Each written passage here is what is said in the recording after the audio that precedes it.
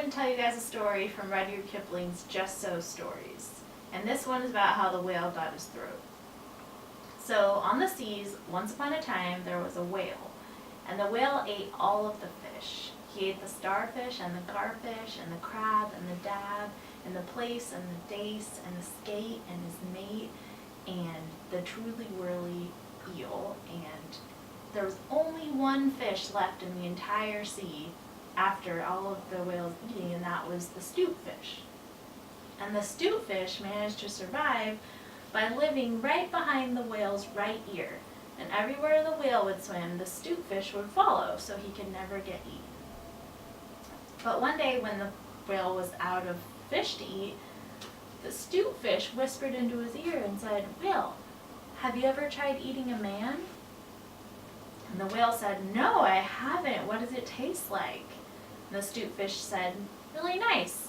Nice, but kind of nubbly." The whale said, "Where do I find these men?" And the 'stute fish said, "You have to go to 50 north, 40 west, which is the place where magic is. And you'll find a man." The whale splashed around and went straight for it and asked the 'stute fish, "How do I know when I found a man?" And the 'stute fish said, "Well, he will be floating on a raft, wearing nothing but blue canvas breeches and suspenders, and he'll have a jackknife." So the whale was at 50 north and 40 west, and sure enough, there was a raft with a shipwrecked mariner with blue breeches and suspenders.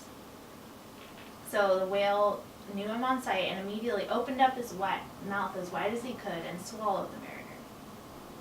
And the mariner didn't know what was going on, but he tumbled down inside of the whale with his raft and his knife and his suspenders and all.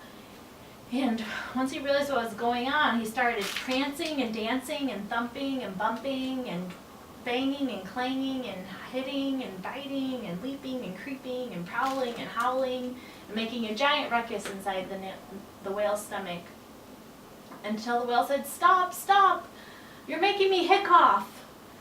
And so the mariner said, "No, I'm not going to stop until you take me home." And the 'stute fish said, "You better do what he says and take him home, or else he's not going to leave you alone. You're going to keep having the hiccoughs." The whale said, "Okay, fine, where do you live?" The mariner said, "Well, I live on the white shores of the Albion." So the whale took off immediately, swimming and swimming as fast as he could, while the mariner continued to make a ruckus inside of his stomach. Finally got to the shore and opened up his mouth as wide as he could, and the mariner went right out. But as he was leaving, while he had been in the stomach, had fashioned a grate by disconnecting his raft and tying it back together in a crisscross fashion with his suspenders and using his knife. So as he left the whale's throat, he pulled the grate over the throat so that it could only fit small objects into it. And the whale had no idea. The mariner went off and he went to his hometown, saw his mother, got married, lived happily ever after. The whale realized that from then on, he could only eat small fish. He could never eat a man ever again. So after that, all of the men and women and children were safe from being eaten by the whale. But the 'stute fish was very fearful because of what he had done. So he ran off, swam away from the whale, and hid in the mud from then on. And that is the story of how the whale got his throat and how man is safe from now on.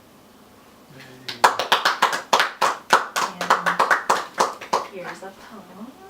You want me to read this? That? Yeah. Okay.